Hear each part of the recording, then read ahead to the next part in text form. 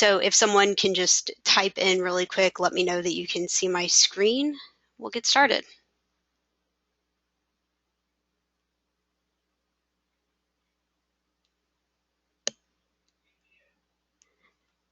Okay, thanks.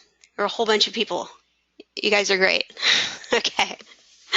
Well, hello and welcome to the 2017 Point in Time webinar. We have a lot of people on. I'm hoping that we can still pick up the couple of people who haven't logged in yet. Either way, we are recording this, so no worries if you have somebody who wasn't able to make it. We're definitely going to hopefully get this up on our website, and I'll send you an email before 5 o'clock today. Actually, let's say before 4:30, since I have to leave just a little bit early. So looks like we have every local homeless coalition represented here, and that is very exciting. So let's move right into what our agenda will be.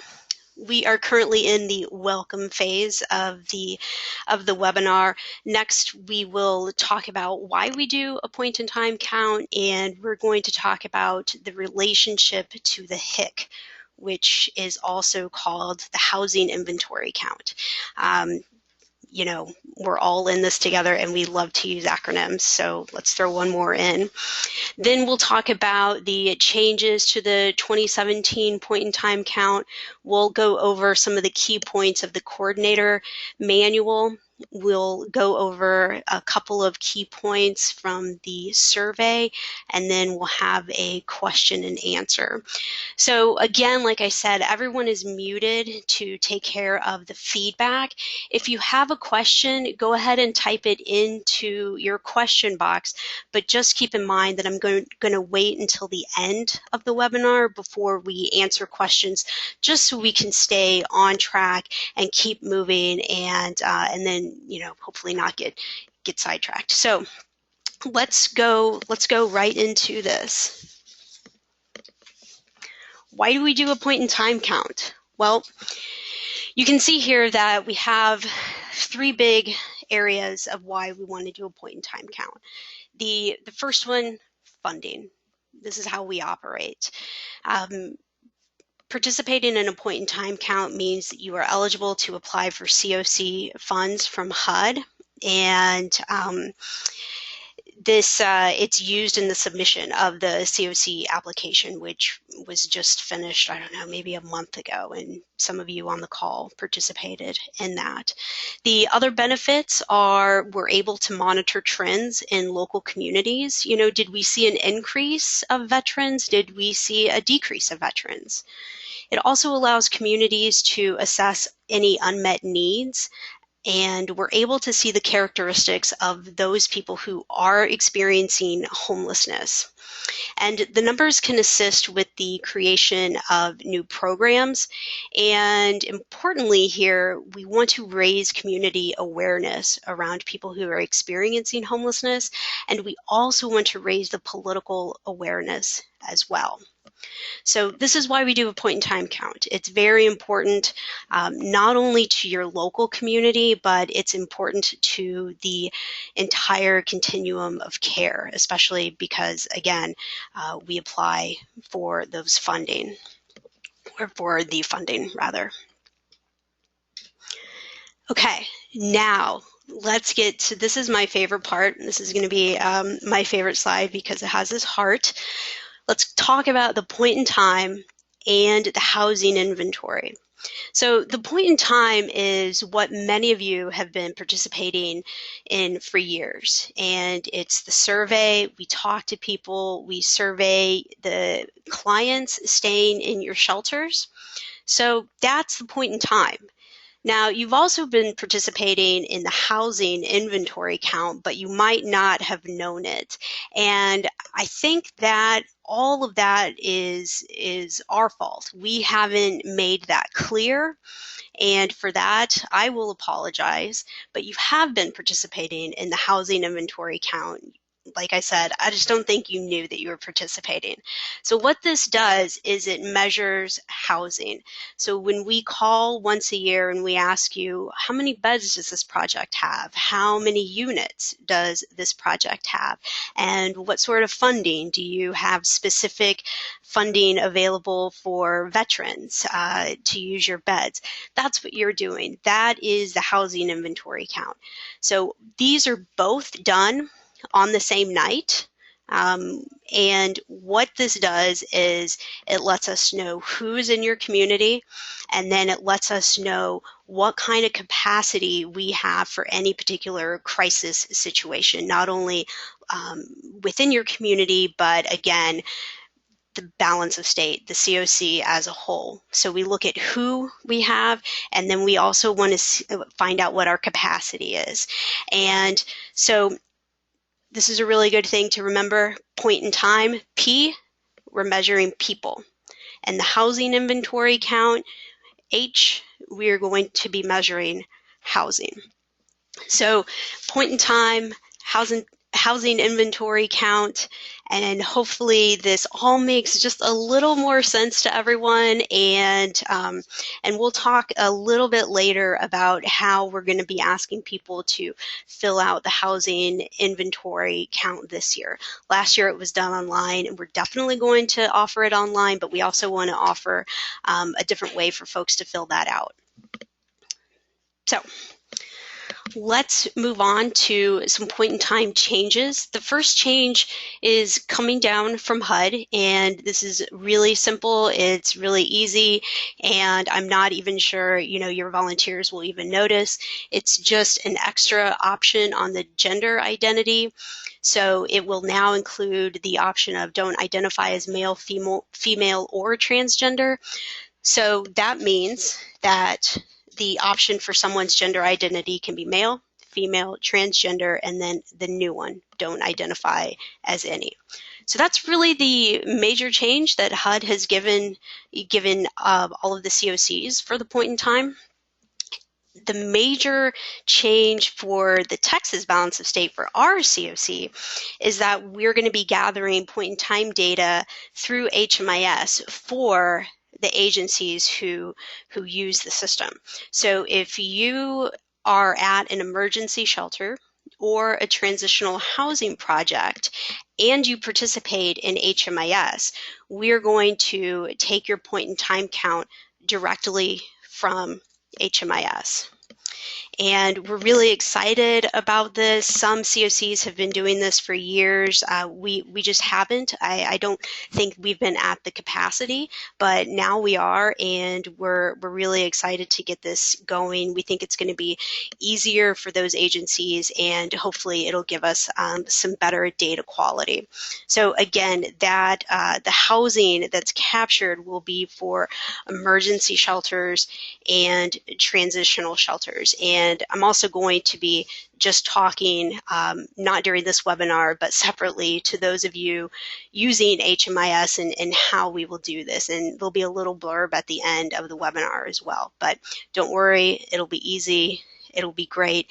And those of you who are operating emergency and transitional projects who don't use HMIS, you don't have anything to worry about. We're just doing the same thing as we've done every year. Now, let's talk about who is homeless. This is one of the most important components of the point in time count, and it allows us to determine who is considered homeless for our purposes.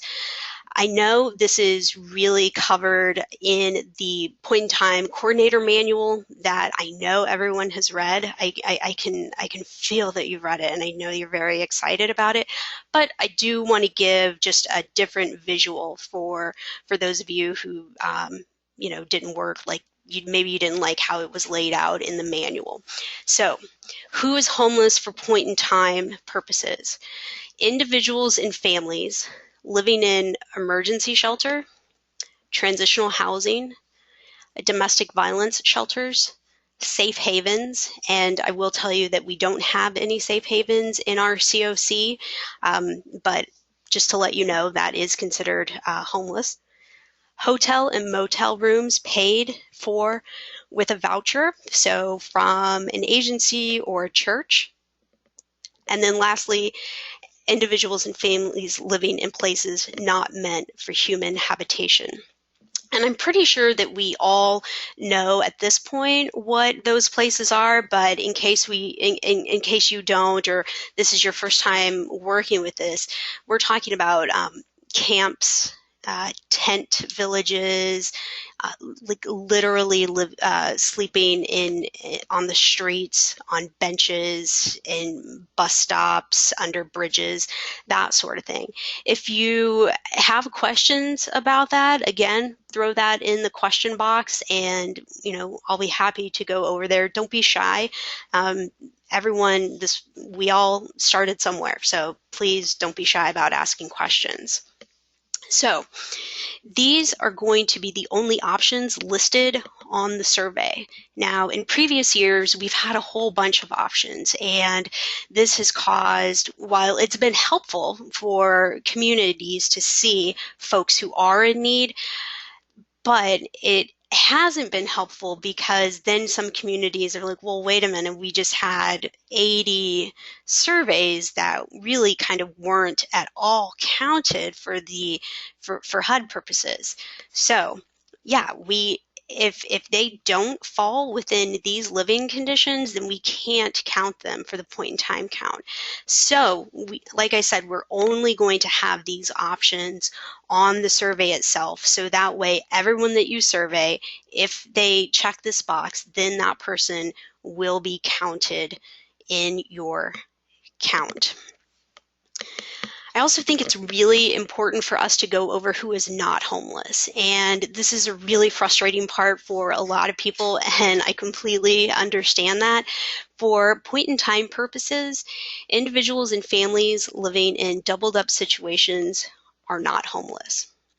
Anyone in substandard housing, a permanent supportive housing program, a rapid rehousing program, anyone paying for hotel or motels out of their own pocket, any locations using VASH vouchers, and shelters designated for foster care or CPS kids.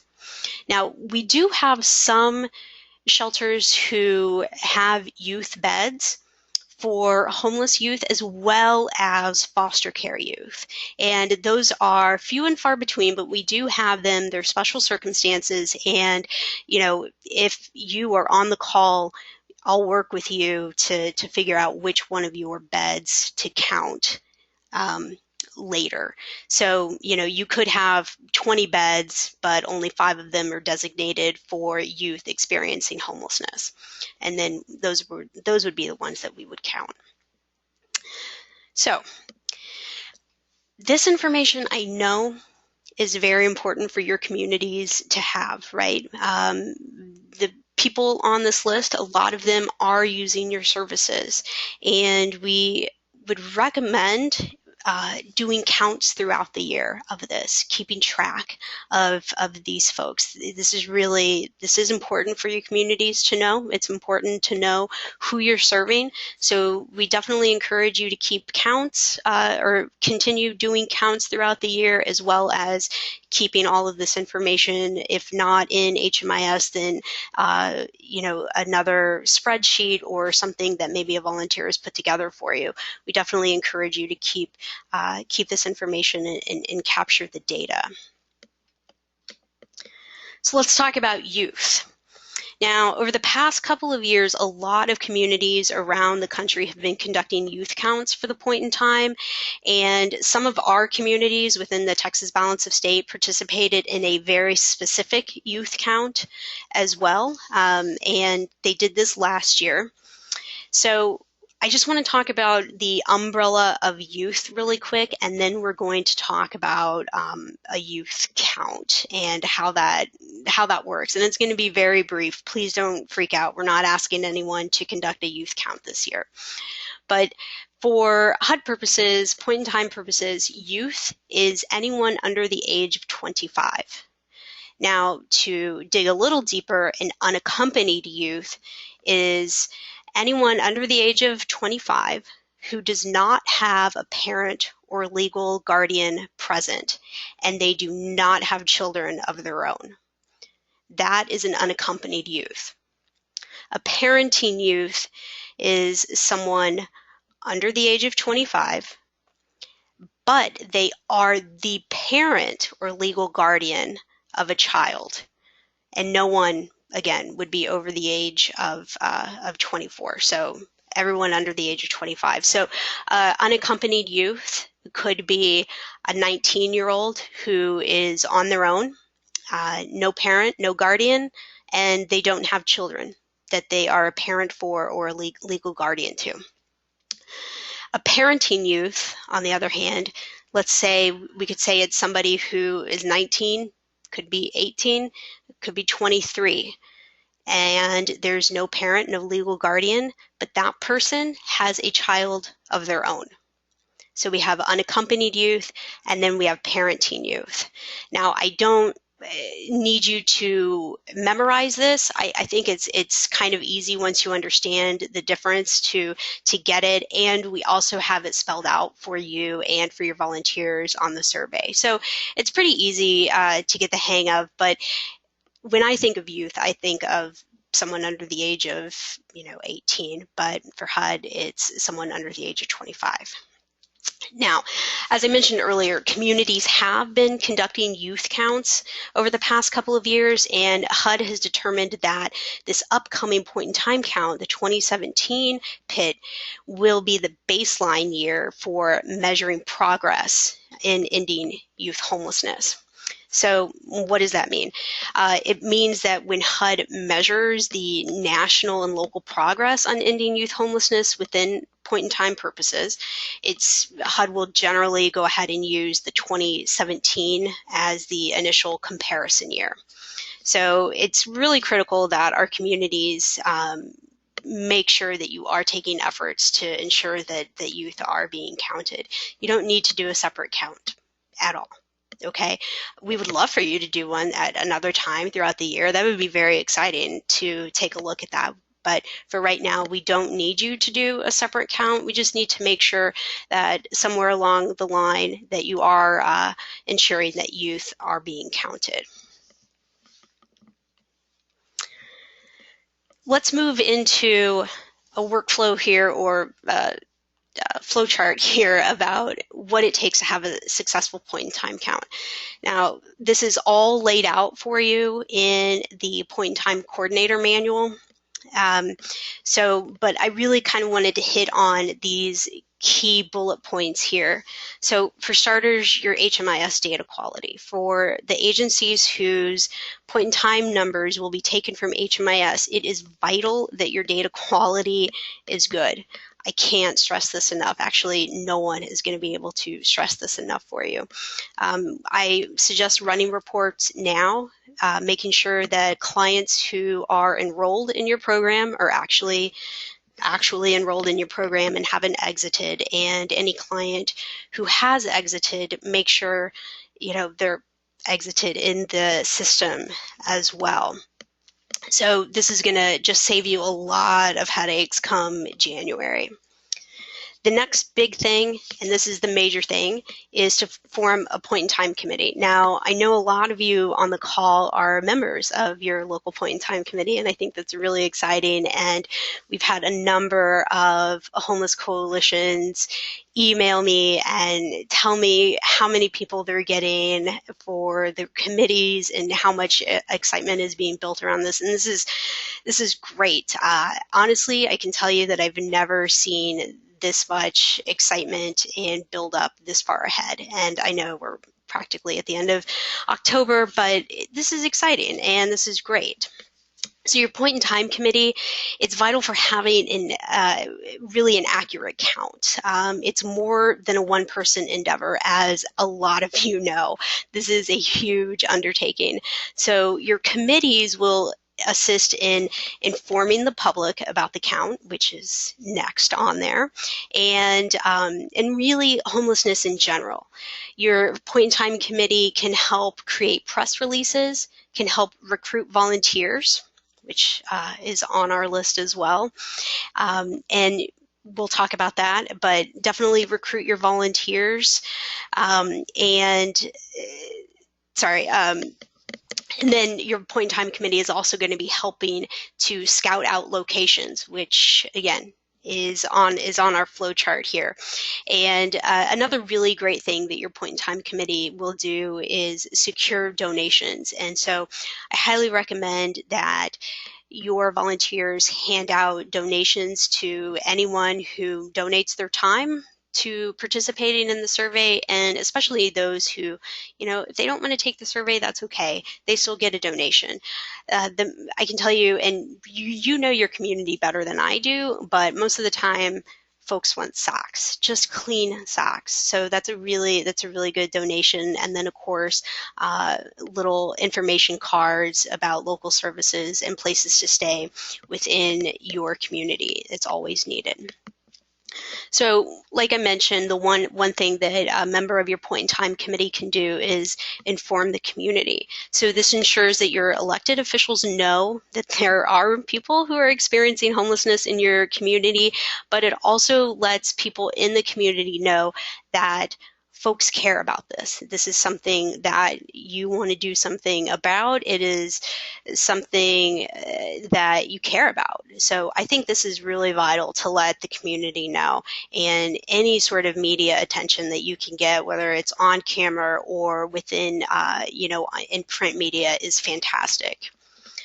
Another thing that your point in time committee can do is recruit your volunteers. Now, this is really exciting.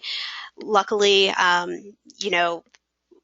well, I don't want to say luckily. I guess I could say luckily in Austin, it's not too terribly cold, but I know some of you are in places where it snows on a regular basis, and I am sorry.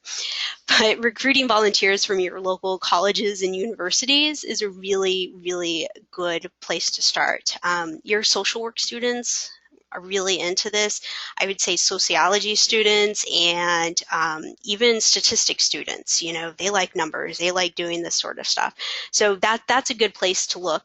Any faith-based organizations is going to be a really, really good place to tap into a volunteer base, and any behavioral health providers you have, I would go ahead and tap those folks as well. And again, this is all laid out in the coordinator manual, which again, you've absolutely read front to back, and you know it by heart, but we're just going to go over it briefly here.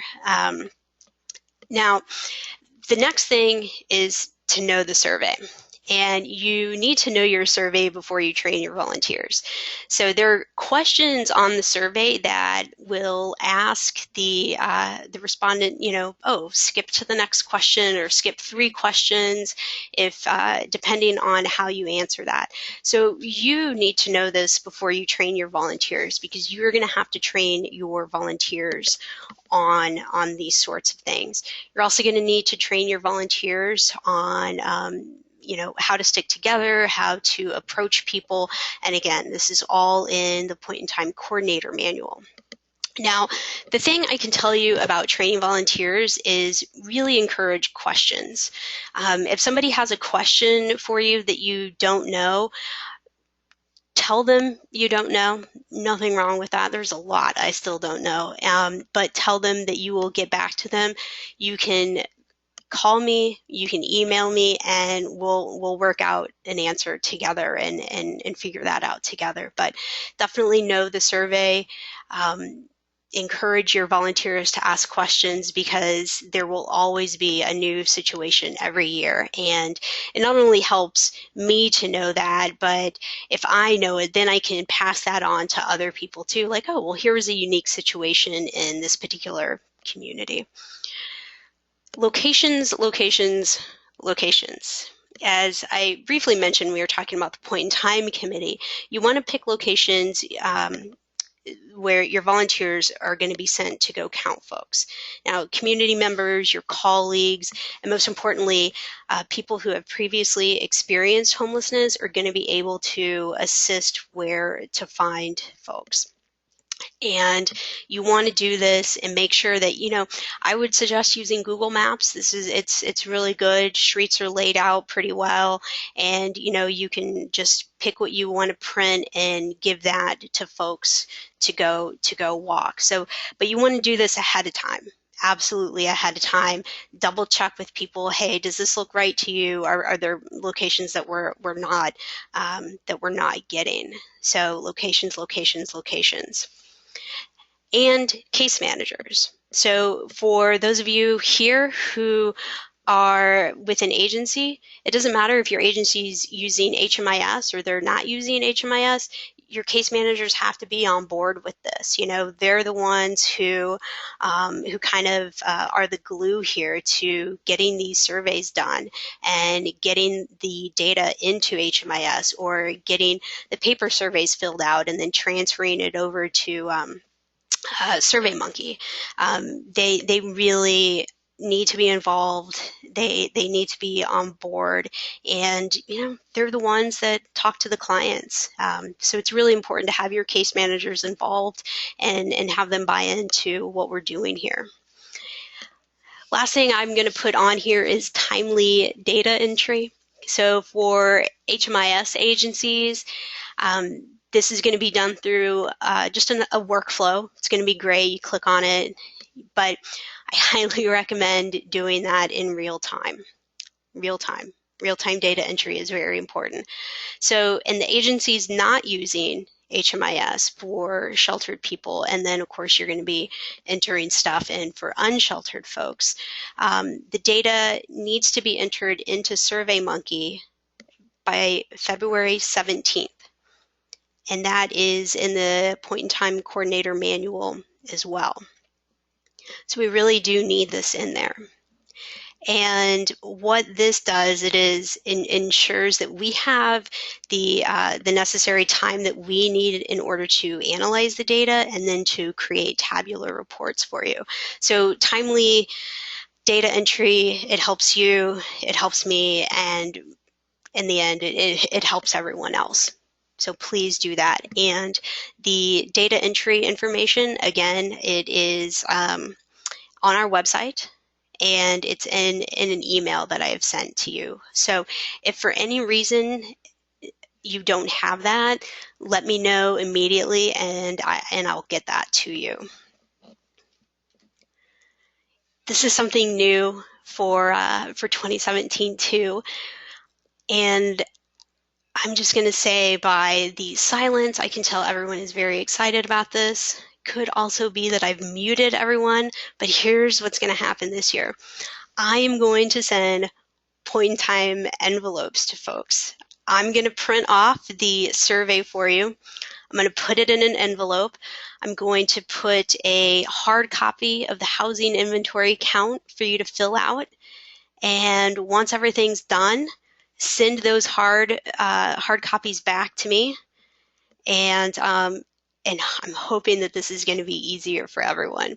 So now I know there are folks out there who, you're the point-in-time coordinator for your area, so you're going to be doing, folks are going to be doing the unsheltered count for the people who are literally homeless living out on the street. You might have agencies who use HMIS, and you might have agencies who do not use HMIS. So what I'm going to do, I'm going to obviously send the coordinator plenty of surveys, but I'm also going to send these envelopes to the agencies themselves. That way you don't have to worry about sending a staff member, oh, can you go drop this off at this agency, or asking them to come to you to pick it up. So what I'm going to do is I'm just going to send them envelopes with their surveys, with surveys, copies of the survey. So I'm hoping that will make it easier on you. I'm hoping it makes it easier on some of the other agencies that are out there. And for those agencies who have multiple projects, we're going to send multiple envelopes, and it'll say, okay, this is for your transitional housing project. And then we'll have an envelope that says this is for your emergency shelter. And so again, when they're emailed back, just go ahead, put all the ones for the transitional housing in there, fill out that housing inventory count, mail it back. That's really all we're going to need to do.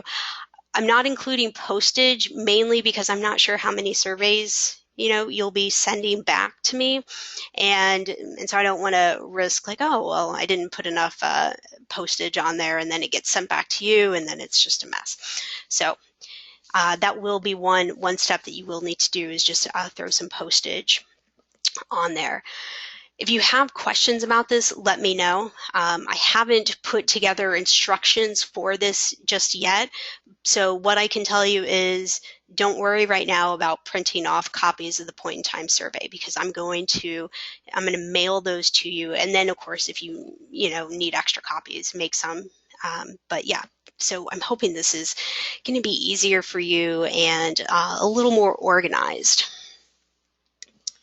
Okay. Very exciting. Now let's talk about the survey tool. And I see some people who have been entering questions, and thank you. And just keep in mind, like I said, we'll do that at the end. So this is the first question on the point in time survey itself: initials and age. So this is the most important information I think that we can capture, is it's really ensuring that we aren't counting people 2 or 3 times, especially with data entry. So initials and somebody's date of birth. This is great. Now, do people in one community, could they have the same initials and the same date of birth? Absolutely. I've absolutely have seen that. The thing is that I can compare other data points on the survey to see if it's a duplicate entry, which is great, which is why I need those surveys back from you, so I can flip through and say, oh, okay, well, this person had 0 kids and this person actually had 4 kids. So yeah, it's definitely possible for someone in your community to have the same date of birth and the same initials, but again, filling the rest of the survey out makes it a lot easier for me when I'm trying to determine whether or not somebody's been entered twice. So please stress that to your volunteers. Okay, so earlier when I was talking about knowing your survey, this is what I'm talking about, because you're going to have to explain this to your volunteers. And normally this isn't a problem at all, but I just want to go over it kind of in detail. So let's start with question 14. Are you able to work? So this is the first circle, red circle that's on your screen. So you're going to notice that we ask, is this person able to work? And it means physically or mentally able.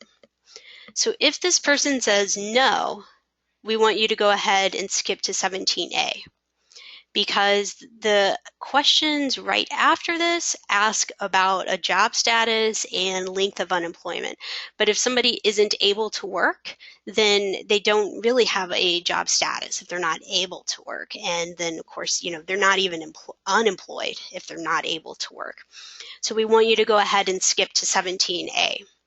Now, if the person says that they are able to work, we definitely want to know what their job status is.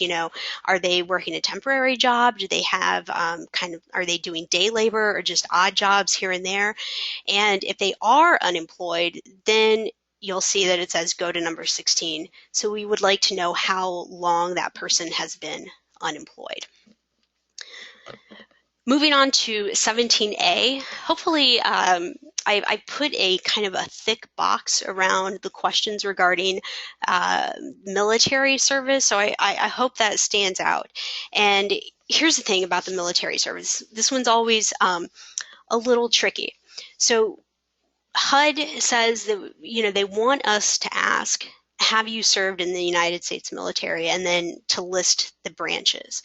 Now, what they figured out a few years ago is that people were being asked this question, and some folks were saying no. But it turns out that they had been called into active duty as a member of the National Guard or as a member of the reserves. But when asked if they had just served in the military, they would answer no. So what we want you to do, as in previous years, ask if the person has had, military service. Have you been in the military? If you want, you can read all of the branches listed there. I mean, that's really up to you. It's up to your volunteer. Now, if the person says, yeah, I've I've served in the military. Perfect. Go ahead and, skip to 17C. We don't need to know then if it was that person was a member of the National Guard or in the reserves. You can go ahead and just skip to the other questions asking about their time in the military. But when your volunteer asks, have you been in the military, and that person says no, then what we want you to do is go ahead and ask the next question. Okay, so just keep going right ahead. So no, you weren't in the military. Okay, well, were you by chance a member of the National Guard or in the reserves? Nope.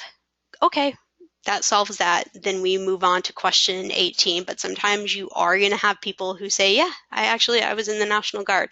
And then go ahead and ask the rest of the military service questions. Hopefully that makes sense. Like I said, it hasn't been too big of a problem in the past, but I know it gets confusing because we ask, have you been in the military? But then we get really specific. Well, were you a member of the National Guard or in the reserves? So that's why the question is on there twice. So it makes sense.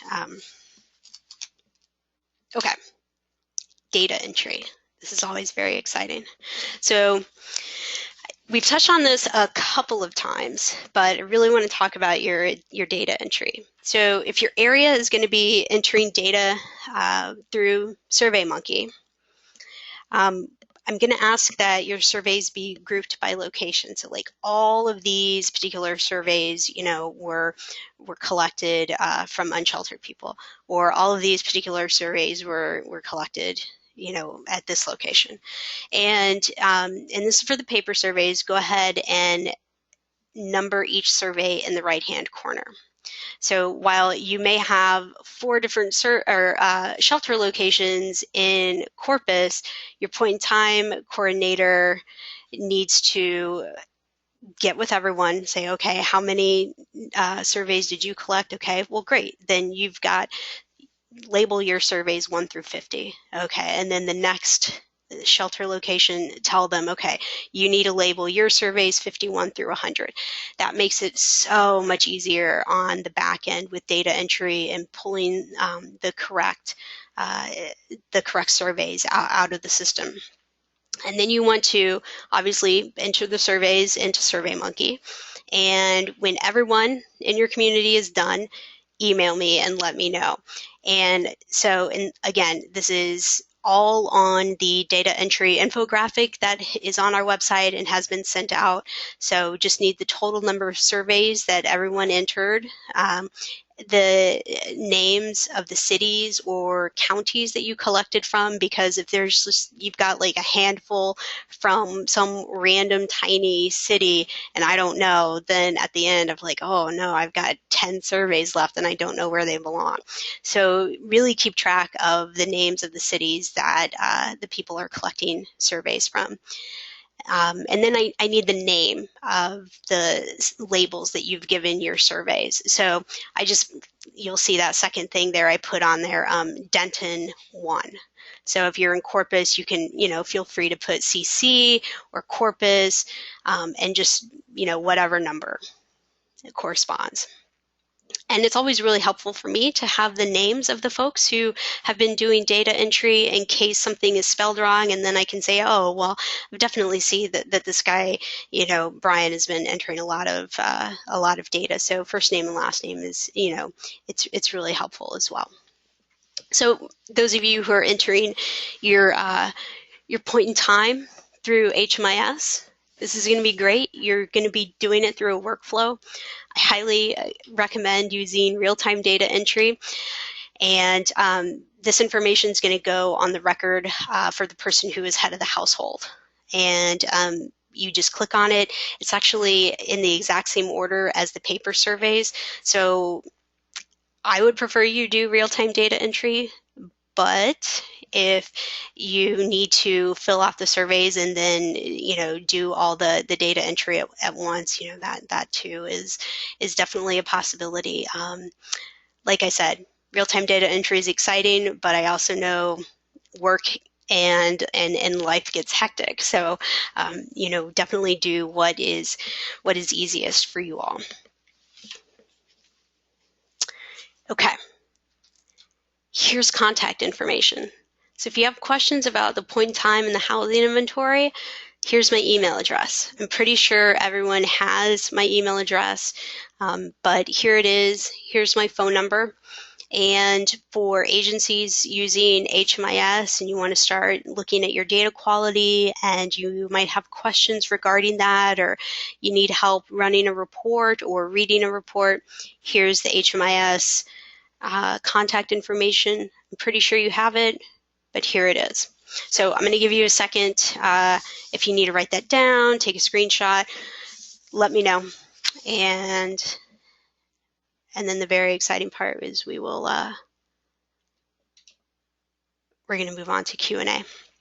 So what I'm going to do is I'm going to answer a couple of these questions first, and then if everything works out, I'm going to unmute everyone, and hopefully we don't have a lot of feedback going on. We'll see. We'll see.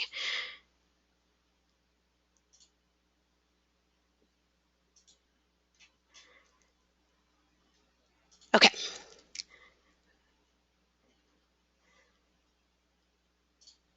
Questions. First question I'm getting is, if people are paying for a motel room by panhandling so they can sleep in a bed on the night of the point in time count? This is a very, very good question. I would say if I would count that person as part of the count, and I would put that person as living in a place not meant for human habitation, because the likelihood that they're going to get enough money the next night, it's pretty low.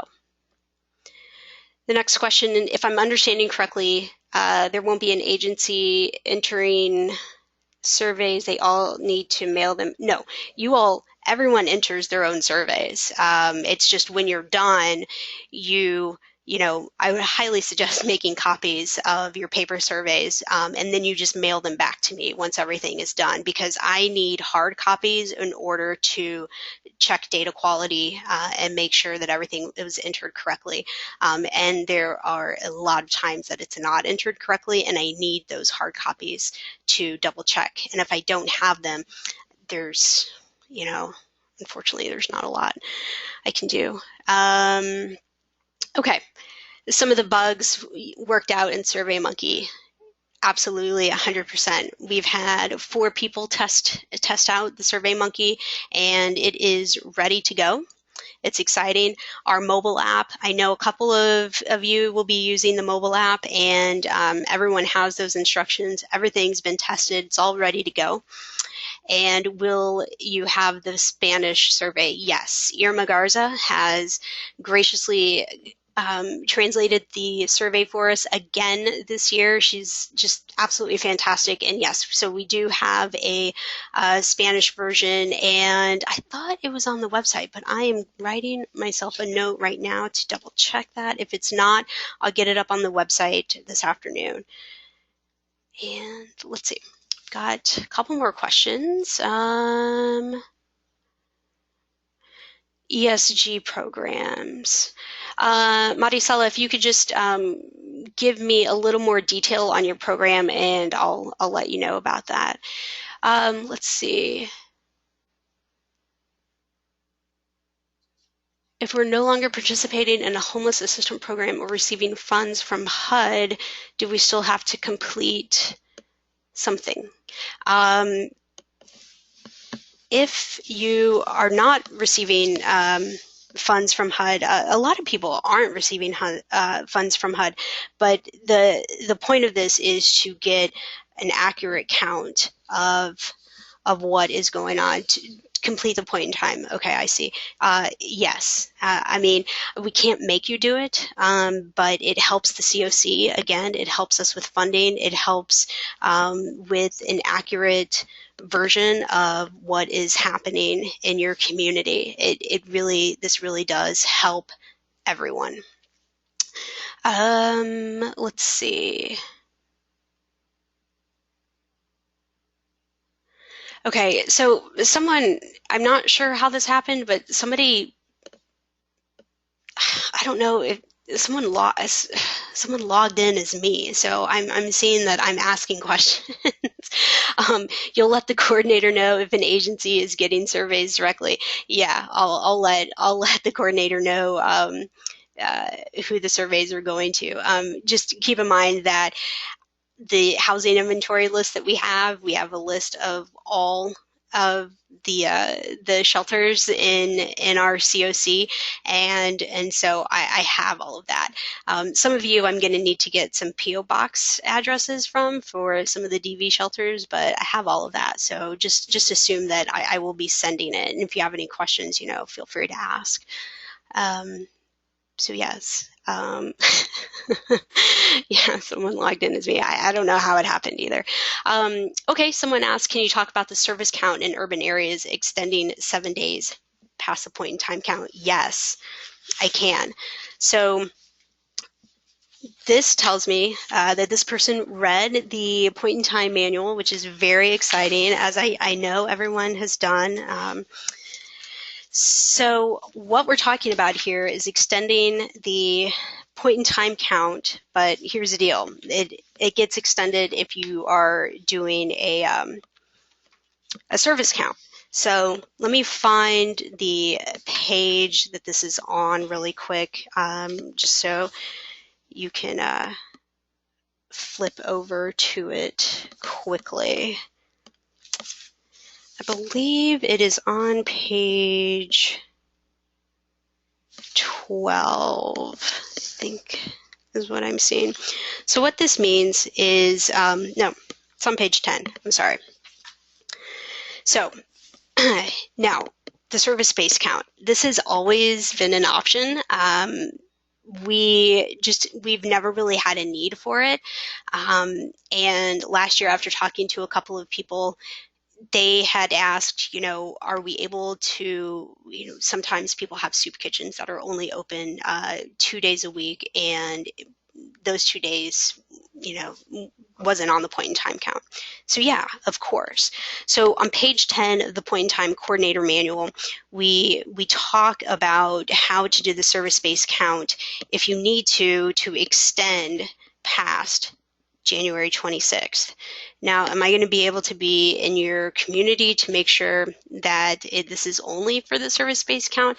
I can't, but we're going, we're definitely going on the honor system here.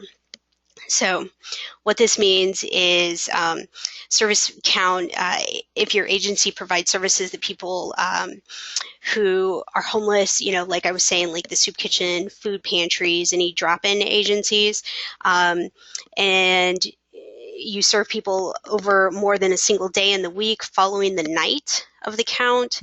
So what you can do is 1 to 7 days after the count, you can survey people, but if it's only for services, okay, so it's not folks who are staying in a shelter. Someone's asking if you can do a service count for your local 211. I would no. You can't really. That's really hard with deduplication. So that this is what HUD has laid out for us. Just the services from a location. So you're able to do this 1 to 7 days after the count. So it can't exceed 7 days, and it has to end on February 2nd. And that still gives you enough time, if you're going to do this, to get all of that information in via a SurveyMonkey. So will be able to acquire a copy of these questions for future reference. You can. This is being recorded, so you'll be able to listen to the questions again. If it's outside of the last 10 days of the January, it won't count. I'll respond to that. Right now, are there any other questions?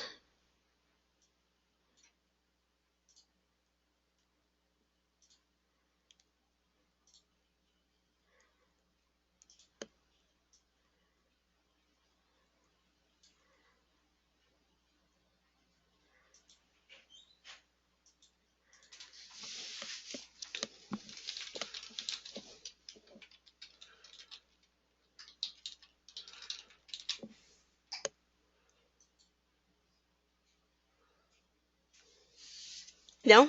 No other questions? Okay. Copy of questions. So this is being recorded. So I'll have this up on our website and you'll be able to listen to the recording. Feel free, obviously, to skip ahead. So yeah, the questions will be there.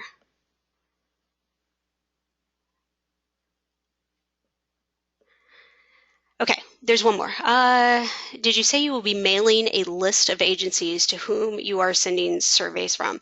I'll do that for you, absolutely. Yeah, so this actually is a really good thing too for you to check, like, oh, well, you're missing this particular agency in your area. So yeah, I'll go ahead and do that to you, or for you.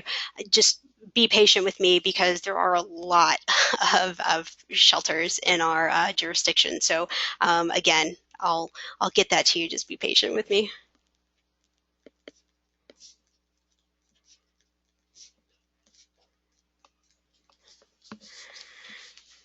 Will those agencies be responsible for data entry? Yes. Yes. Unless you, as the point in time coordinator, you know that there's no way this data entry is going to be done. Yeah, they need to be responsible for that. So, and that's where you come in because you have to make sure that they have the information they need. And that's why you get to coordinate this. It's very exciting. Um, is this the only point in time webinar before the count? I was planning on it being the only point in time webinar before the count. If there is a specific need that someone has, definitely give me a call or send me an email.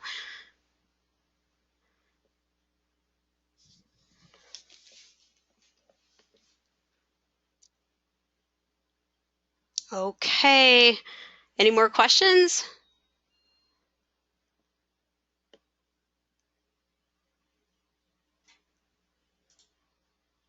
Okay. Well, everyone, thank you so much for attending. I really, really appreciate it. The questions are great. And yeah, and thanks for all your enthusiasm. I'm really blown away this year how excited everyone's been and how on top of things everyone has been. It's really great. And of course, thanks again to Irma Garza for translating the survey into Spanish. I'll get that up for you today. So no one has any more questions, then I'm going to end this. Everyone have a good day. And if you have anything else, don't hesitate to get in touch with me. You all have my phone number and you all have my email address.